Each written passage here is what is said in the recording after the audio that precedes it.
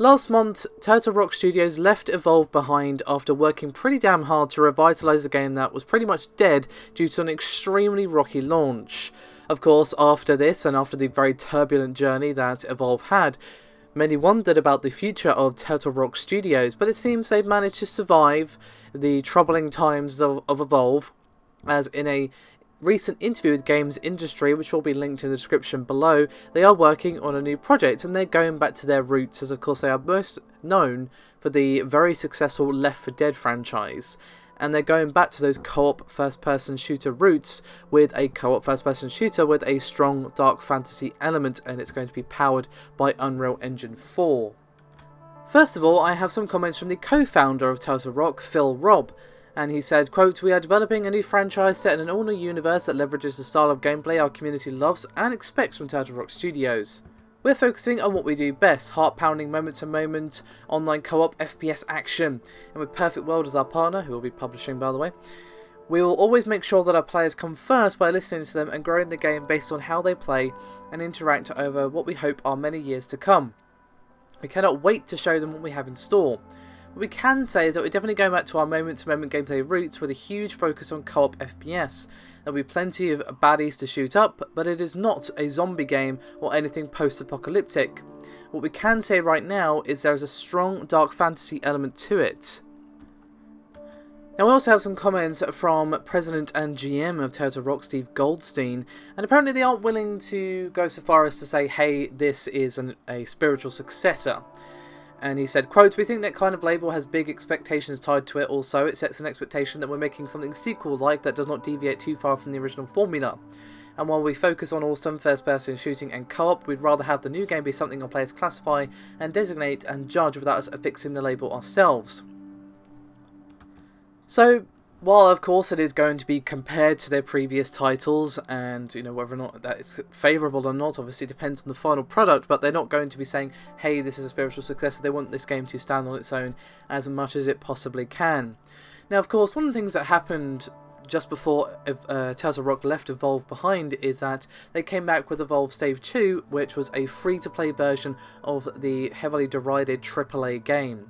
And while they haven't really spoken too much about the business model for this game, Goldstein's comments do heavily imply they're thinking of free-to-play, and of course Perfect World would make a pretty perfect publisher, no pun intended, for this style of game.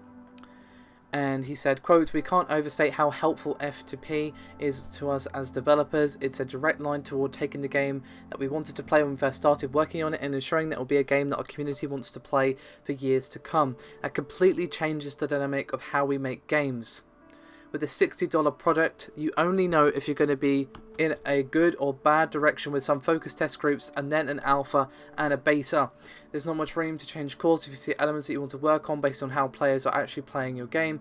At best, you can only hope to make these changes sometime post-launch, and at that point, you're probably knee-deep in DLC because that's what a box product needs to make profit these days given the insanely escalating cost of development, marketing and publishing those products. It's not a very limber process.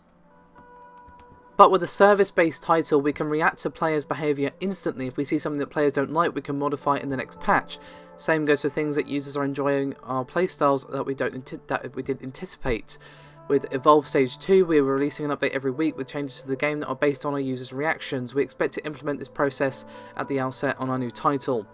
So while he doesn't come out and confirm 100% yes, it's going to be free to play, he basically says that. So we can expect that from the start.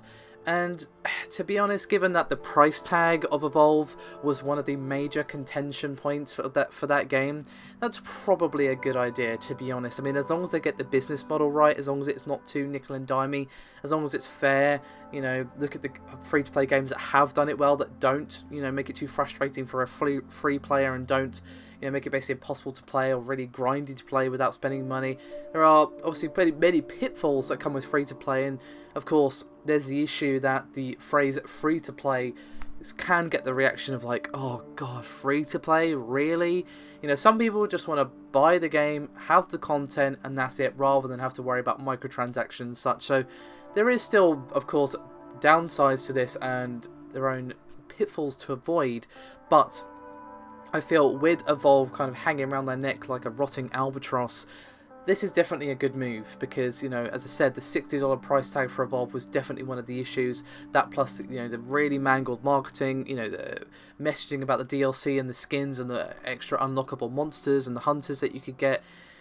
I think this is definitely a good way to go. Of course, you know, whether or not the game itself is good, well, it's going to be ages before we find out. It's not out till 2018, so we're probably not even going to see a trailer until probably next year. But they are still kicking around. They have survived to Evolve, which is good.